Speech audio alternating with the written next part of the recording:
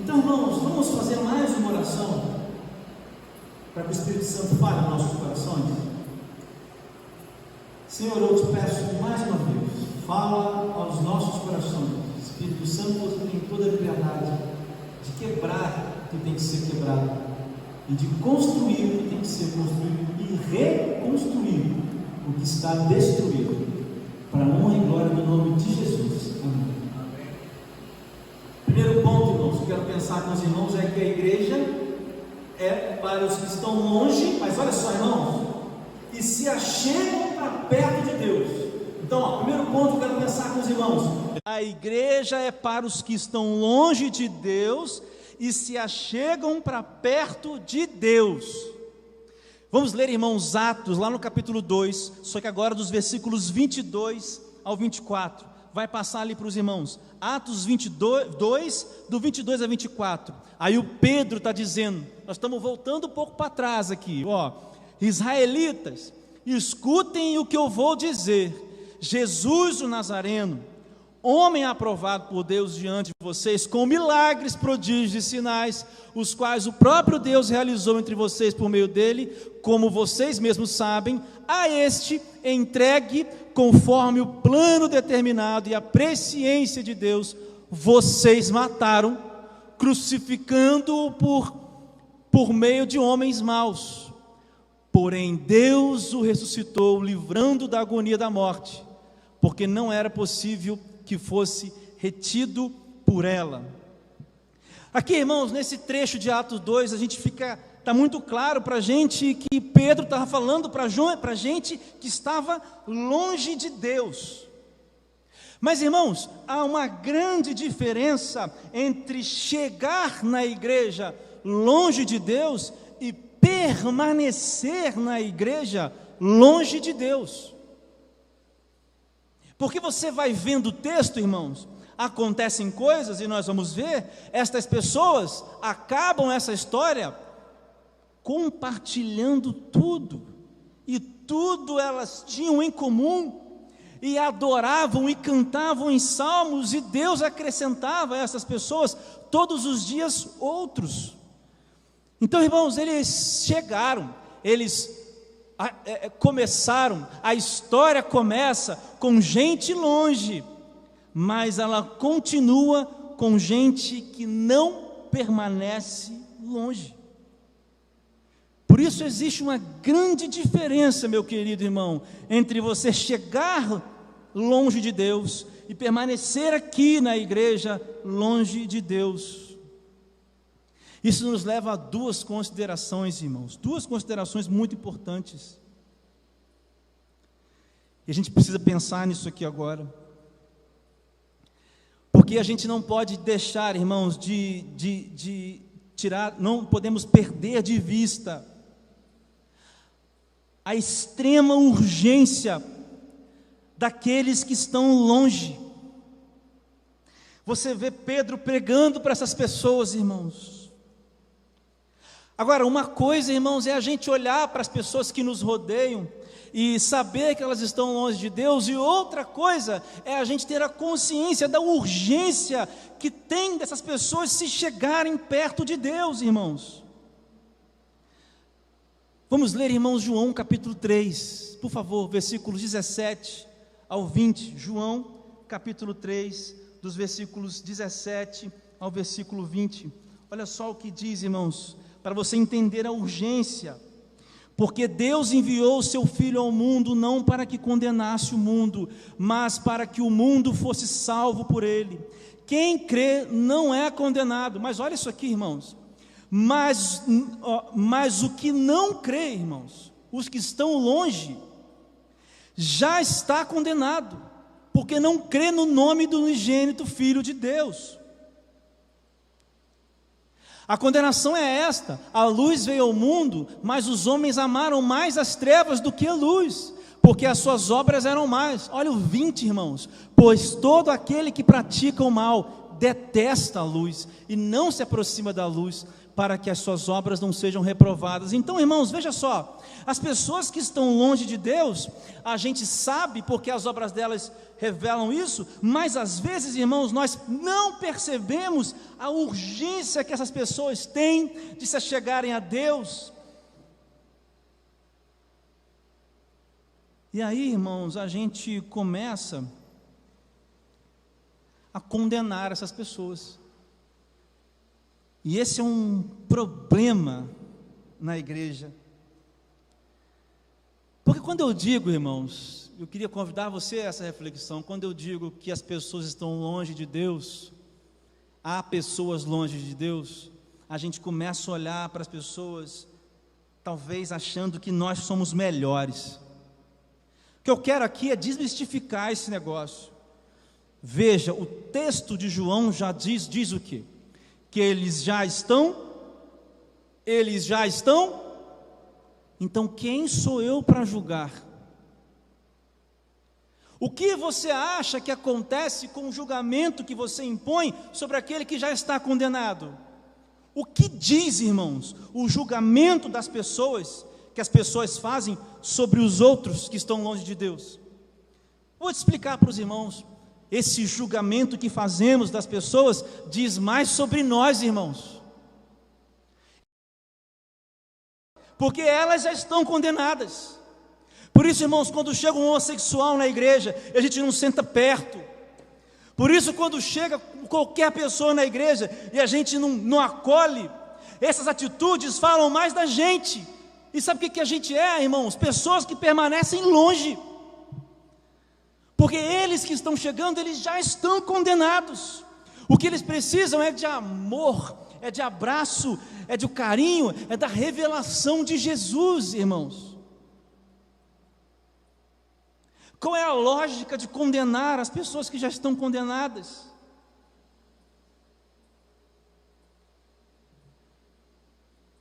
Sabe, irmãos, a igreja é lugar para essas pessoas, irmãos. E elas nunca, irmãos, terão a chance, deixa eu explicar isso para os irmãos, elas não vão ter a chance, irmãos, de deixar de estar longe, se nós continuarmos a julgá-las na entrada da igreja. A diferença entre estar longe e permanecer longe na igreja, muitas vezes, irmãos, essa situação de chegar e permanecer, ela nem acontece porque a gente atrapalha que as pessoas cheguem. Quantas e quantas vezes, irmãos?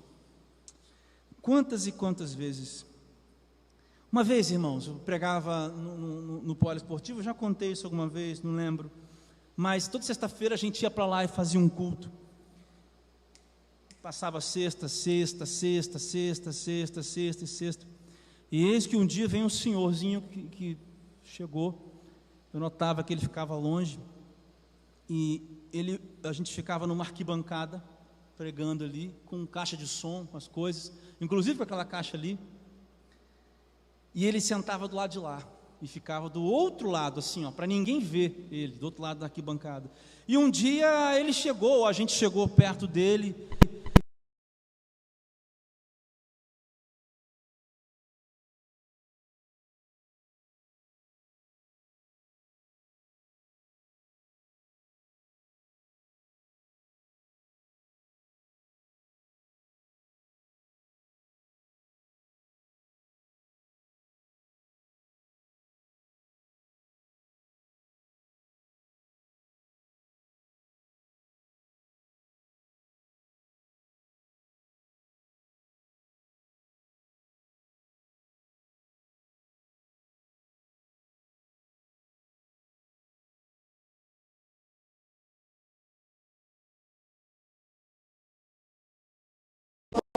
Jesus escolheu um assassino chamado Paulo para ser o apóstolo dos gentios.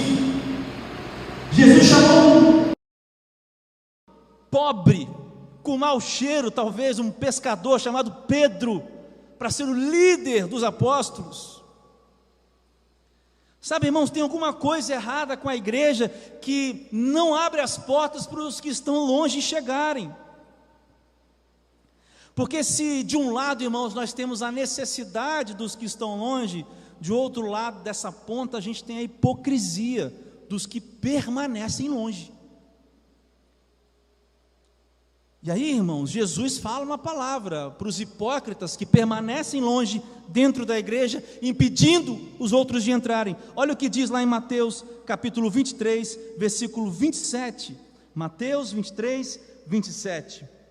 Ai de vocês, escribas e fariseus hipócritas, porque vocês são semelhantes aos sepulcros pintados de branco, que por fora se mostram belos, mas interiormente estão cheios de ossos, de mortos e de toda podridão. Na verdade, irmãos, estar longe e permanecer longe são dois lados, irmãos, de uma mesma moeda. A igreja, irmãos, é para os que estão longe e se achegam para perto de Deus, única e exclusivamente por causa de Deus, para a glória de Deus. Mas isso acontece entre pessoas, entre gente. Por isso eu quero te chamar a atenção. Você está aprendendo hoje que a igreja é para os que estão longe. Mas se você está na igreja e permanece longe, cuidado que você pode ser um hipócrita. Cuidado que você pode estar batendo no peito, dizendo, olha, eu sei das coisas. Porque os fariseus, irmãos, os escribas, eles sabiam das coisas. Eles sabiam, não entendia tudo do que Jesus estava falando. Se Jesus perguntasse, fala aí para mim o 7º mandamento de Moisés aí e falam meia hora sobre isso, eles falariam? Os homens tinham conhecimento das coisas, mas eram hipócritas. Por isso, irmãos, não fechem os olhos, não vamos fechar os olhos para a urgência dos que estão longe, irmãos. E ao mesmo tempo, irmãos, não sejamos os hipócritas que permanecem longe dentro da igreja. A igreja é feita para que as pessoas entrem longe de Deus, mas elas vão se achegando para perto de Deus. Segundo ponto, irmãos, a igreja é para arrependidos. Nós vemos isso, Atos capítulo 2, versículo 38, diz assim, aí eles perguntam, Pedro falou, vocês mataram Jesus. Aí eles perguntaram, e é mesmo, o que a gente vai fazer? É claro que o Espírito Santo tocava naquelas pessoas. Então Pedro respondeu, arrependam-se, cada um de vocês seja batizado em nome de Jesus Cristo, para a remissão dos seus pecados, e vocês receberão o dom do Espírito Santo. Igreja, irmãos, é para as pessoas que estão longe? Sim, mas elas chegam, se dão conta do que aconteceu, se dão conta, abre-se a consciência dessas pessoas, então, irmãos, elas se arrependem.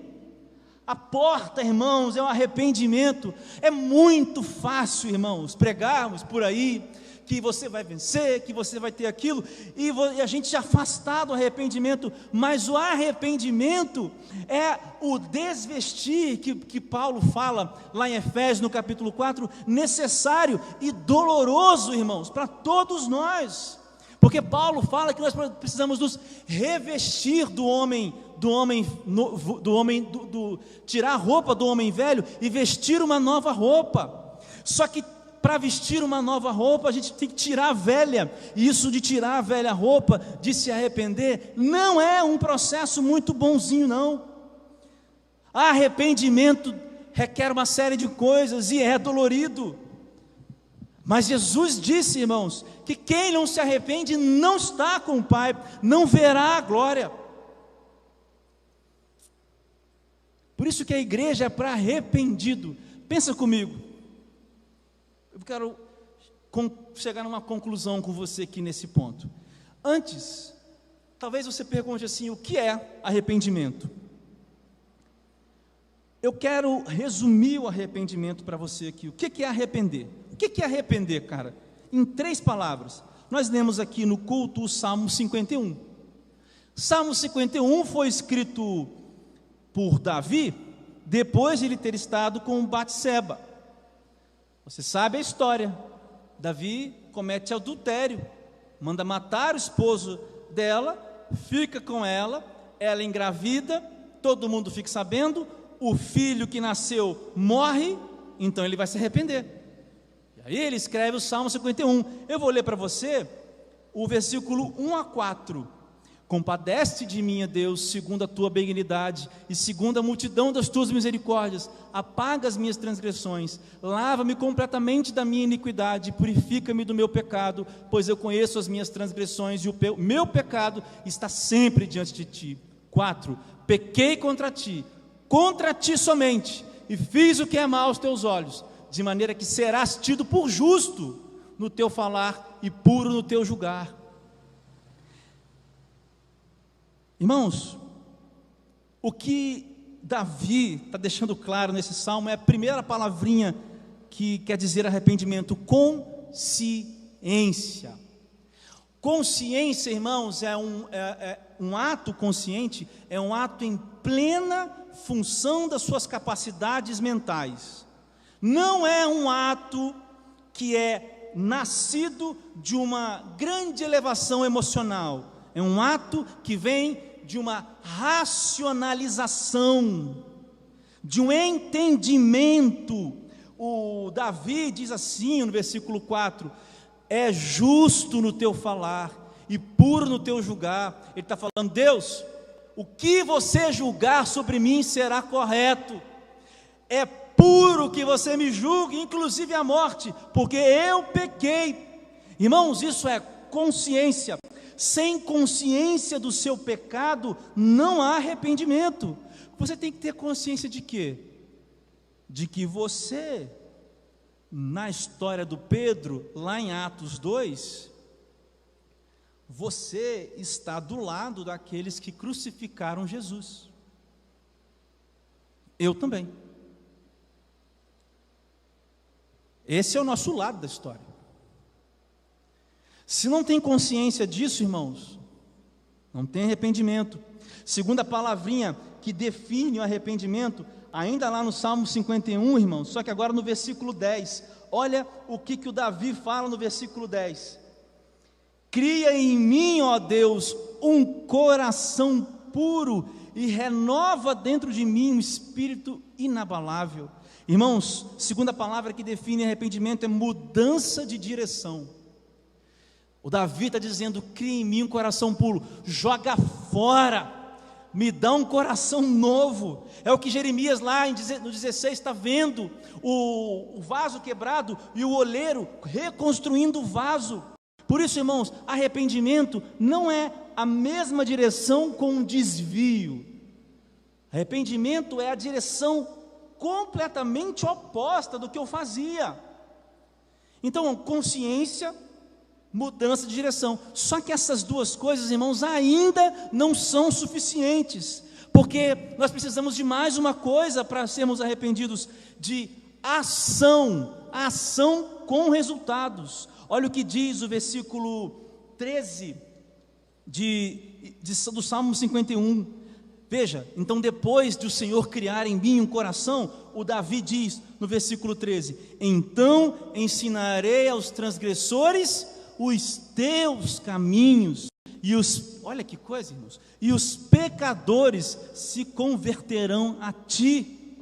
Irmãos, o arrependido, ele tem consciência, o arrependido muda de direção, e o arrependido, ele tem ação, irmãos, no dia a dia, porque às vezes, irmãos, nós temos consciência do erro, e às vezes a gente quer ir na direção contrária, mas a gente repete. O que eu tenho para dizer para você? Você precisa copiar o modelo de oração do Davi: consciência, mudança de direção e ação com resultados.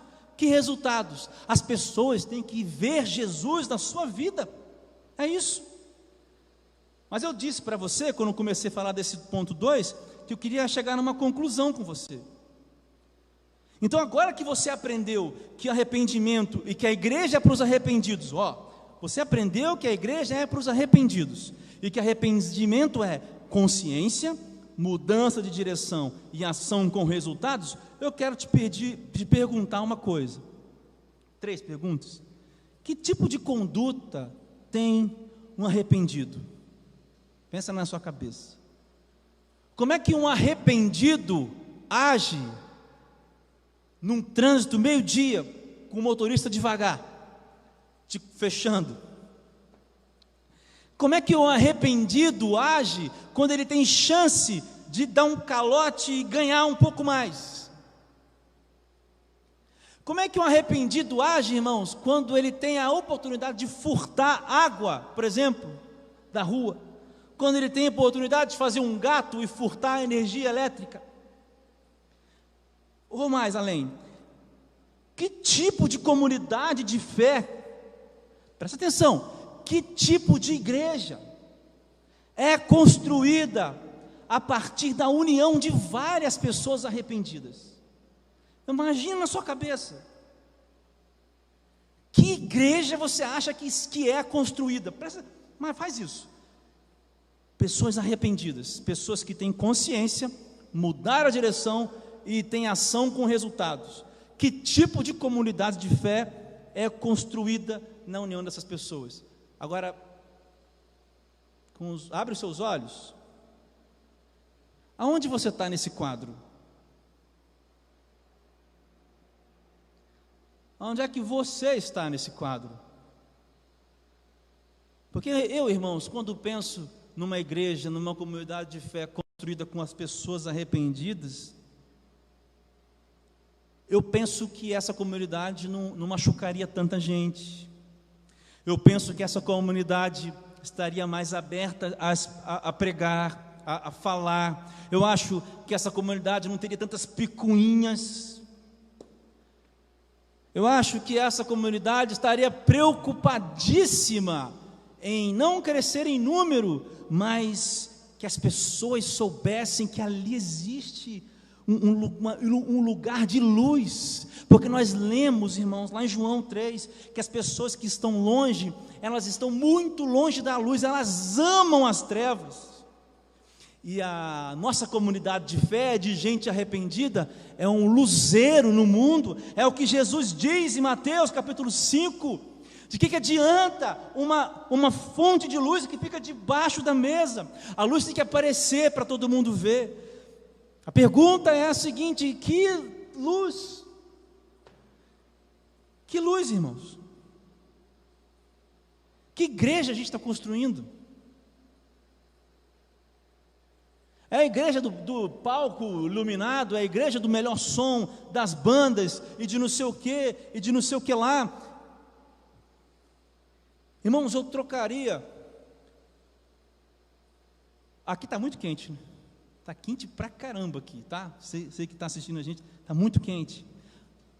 Mas eu trocaria a vida inteira desta igreja aqui, sem ar-condicionado, pela vida inteira dessa igreja, da gente vivendo arrependimento. Vivendo arrependimento, a gente, entre nós, vivendo arrependimento. Que tipo de comunidade de fé, irmãos, é construída a partir de várias pessoas arrependidas? Terceiro e último ponto para a gente finalizar, irmãos. A igreja, irmãos, para quem? A igreja é para ser família. A igreja para família. Atos capítulo 2, versículos 42 ao versículo 47. Para a gente já ir finalizando. Atos 2, 42 até o 47. Diz assim, irmãos: perseveravam na doutrina dos apóstolos, e na comunhão, no partir do pão e nas orações. Em cada alma havia temor, e muitos prodígios e sinais eram feitos por meio dos apóstolos. Todos os que criam estavam juntos e tinham tudo em comum. Vendiam as suas propriedades e bens, distribuindo o produto entre todos, à medida que alguém tinha necessidade. Diariamente perseveravam unânimes no templo, partiam pão de casa em casa, e tomavam as suas refeições com alegria e singeleza no coração, louvando a Deus e contando com a simpatia de todo o povo. Enquanto isso, o Senhor lhes acrescentava dia a dia os que iam sendo salvos. Sabe, irmãos, essa expressão aqui, todos os que criam estavam juntos e tinham tudo em comum. Esse texto que nós lemos aqui agora merece um ano inteiro de pregações, mas eu vou só pensar isso aqui: estavam juntos e tinham tudo em comum. Será que você está pensando que esse tudo em comum era o quê? Eles vestiam a mesma roupa? Eles gostavam da mesma música? Eles tinham a mesma profissão? Eles tinham a mesma idade? Irmãos, essa igreja aqui foi feita de pessoas que etnicamente, irmãos, eram inimigas. Os judeus e gentios eram uns contra os outros, mas a igreja juntou gentios e judeus, apesar de judeus e gentios. Por isso, irmãos, quando eu falo família, eu estou falando comunhão. Eu não estou falando de família pai, mãe e irmãos. Eu estou falando de comunhão. E comunhão, irmãos, preste bem atenção, não é excluir. Preste atenção, comunhão não é excluir o que é diferente. É exatamente o contrário. É a união de diferentes, que têm em comum a mesma fé. E é justamente porque todos são diferentes, como o apóstolo Paulo vai dizer em Romanos, cada qual com a sua parte no corpo, é que Cristo se manifesta de diversas formas. Esses homens então aqui, eles eram diferentes em quê? Se você não leu aqui agora que eles vendiam suas propriedades e bens, distribuindo o produto entre todos, tinha pobre, irmãos, tinha rico, mas eles tinham o que em comum? A fé em Jesus. Partiam o pão, irmãos, de casa em casa, casas grandes, casas pequenas, de gente importante, de gente não importante, de gente bem vista, de gente mal vista na sociedade, mas eles faziam isso com alegria e singeleza do coração, porque a comunhão, irmãos, é a união de diferentes, numa mesma unidade de fé. Sabe o que eu gosto de dizer, irmãos? Eu gosto de dizer que a comunhão a comunhão é a união de incomuns unidades. Eu adoro essa expressão. Inclusive no devocional que a gente escreveu, tem um dia só sobre isso. Incomuns unidades. Eu sou uma unidade incomum. A Rivana é uma unidade incomum, mas junto com ela eu formo uma unidade, junto com todos vocês, nós somos uma outra unidade. Na união dessas unidades incomuns, fazemos uma maior unidade. Irmãos, isso é ser família. É isso que faz os outros olharem para nós.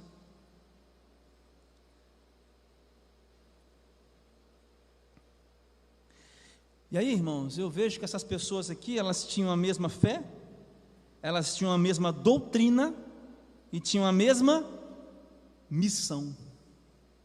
Qual é a nossa fé? Qual é a nossa doutrina? Qual é a nossa missão? Aqui eu vou encerrar, irmãos, com duas palavras.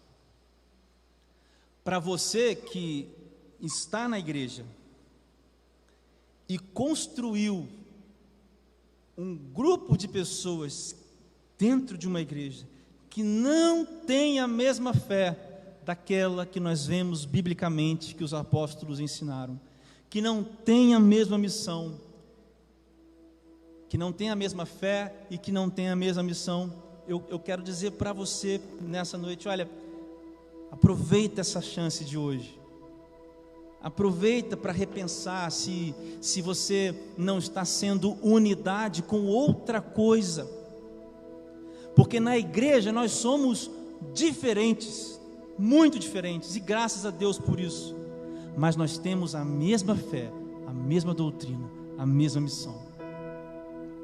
Isso, irmãos, é o que não pode faltar. Você precisa revisitar hoje as bases da sua fé, porque se você está aqui, mas você não professa a mesma fé, ou se você está em outra igreja e não professa a mesma fé, deixa eu te dizer uma coisa: você não está nessa igreja. Ela deixou de ser para você porque você não professa a mesma fé. Mas há um segundo apelo aqui ainda e final. Uma das coisas mais terríveis da vida, irmão, é caminhar sozinho, caminhar solitário. E nas outras estruturas da sociedade, no trabalho, na faculdade, na escola, no ciclo de amizades, até mesmo na nossa família de carne e osso, nossa família de sangue, ser diferente é um negócio altamente difícil. Sabe, irmãos, nas outras estruturas de relacionamentos fora da igreja, ser diferente é sinônimo de estar fora, de ser à margem, de andar à margem, de ser marginalizado. Eu tenho certeza que você está entendendo o que eu estou falando aqui, porque isso a gente não fala. Infelizmente a gente fala pouco sobre isso. Mas eu quero dizer para você, querido, que a igreja, essa família aqui da igreja, é o lugar onde as pessoas levantam as suas diferenças, no mesmo tempo em que elas levantam a sua fé. E aí, gente, a fé é uma aliança que vai, é uma corrente que vai fazendo um elo com outro elo. Tem elo que é com muito cabelo, tem elo que é com pouco cabelo, tem gente que é mais velho, tem gente que é mais novo, mas a corrente está sendo feita. Por isso a igreja é para quem? É para você que se sente sozinho. A resposta para a sua solidão está em Jesus, está aqui, na união dessas unidades muito diferentes, porque nos outros lugares você não tem essa outra parte que é o diferencial. Deixa eu te falar uma coisa, olha, em nenhum lugar, nenhuma outra filosofia ou religião vai te ensinar um negócio chamado amor ágape. O amor ágape é o amor que Jesus mostrou por nós. Que amor é esse, cara? É aquele que se sacrifica, ele se mata, se anula, se esvazia, como a gente leu lá em Filipenses, né, capítulo 2, a partir do versículo 5. E aí ninguém é capaz de amar assim, ninguém, a não ser que Jesus habite nessas pessoas. Sabe o que a igreja é? Um lugar onde as pessoas estão amando sacrificialmente. Gente, é a pior coisa do mundo, você ser sozinho, ser diferente. Esses dias eu escrevi um texto no Instagram, porque eu perdi um amigo de 97 anos, e eu falei, hoje eu me sinto um pouco mais ilha, e é assim mesmo. Às vezes a gente pensa diferente demais, e a gente vive isolado, porque a gente é diferente. Mas na igreja, irmãos, eu posso ser muito diferente de você, mas nós convergimos aonde? Na fé. E o que é que pode ser mais forte do que o amor de Jesus, irmãos? Por isso a minha fala final é para você que se sente sozinho, distante. A igreja é para você. A igreja é para quem? Para você. Para você que está longe de Jesus, a igreja é para você. Você precisa de arrependimento, a igreja é para você. Para você que está sozinho, a igreja é para você. A igreja é para você.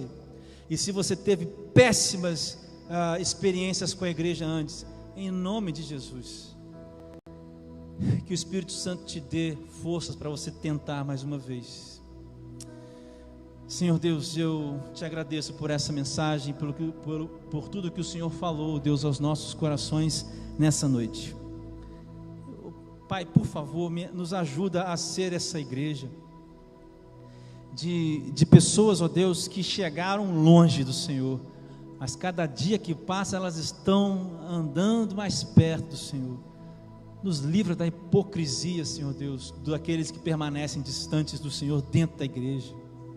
Nos ajuda a receber, ó Deus, o que é massacrado pela sociedade, o que é massacrado pelo Satanás. Nos ajuda a receber essas pessoas aqui, essas pessoas, ó Deus, que muitas e muitas igrejas às vezes oprimem e desviam os olhares. Faz com que os nossos olhos se voltem para elas, Pai. Senhor Deus, nos coloca arrependimento no coração. Assim, Deus, é como Davi orou, nos dá um coração novo, porque o Senhor tem toda a justiça em nos julgar, nos condenar à morte, porque nós merecemos, mas pela graça, Deus, revelada em Jesus Cristo, nós temos acesso a Ti e o perdão garantido. Mas eu te peço, ó Deus, um arrependimento que seja, Deus, consciente, que seja mudança de direção e que seja provado com ações. Senhor Jesus, nos ajuda a mostrar a Ti mesmo para os outros. Nosso arrependimento tem que dar resultados, por favor. E Jesus, mais uma vez, ajuda aquele que está distante, que está órfão de relações, porque simplesmente é uma incomum unidade. Aqui, Deus, nós somos incomuns, mas somos todos ligados pelo amor de Jesus Cristo, porque é nele que nós depositamos, é em você, Jesus, que nós depositamos a nossa fé. Alcança esse coração. Eu lembro dos nossos familiares que estão longe, estão passando por isso. Tem muitas pessoas que nesta hora oram junto comigo, estão trazendo pessoas na sua memória, ou elas mesmas estão orando por elas. Espírito Santo de Deus, nessa noite, sela um compromisso novo com essas pessoas, transforma o coração destas pessoas, nos ajuda a ser esta igreja como a de Atos 2, no nome de Jesus, amém.